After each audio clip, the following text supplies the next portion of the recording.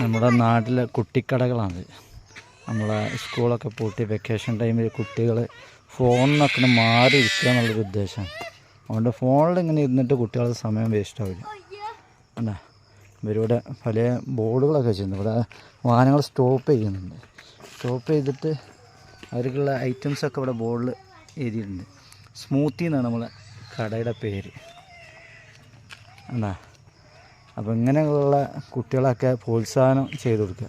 എന്നുവെച്ചാൽ ഇവരൊക്കെ നമ്മളെ ഈ മൊബൈൽ നിന്നൊക്കെ അഡിക്റ്റിങ്ങൊക്കെ മാറിയിട്ട് ഇങ്ങനെയൊക്കെ ഒരു കളിയും കാര്യങ്ങളൊക്കെ ആയിട്ട് അവർക്ക് പ്രചോദനങ്ങളാണ്.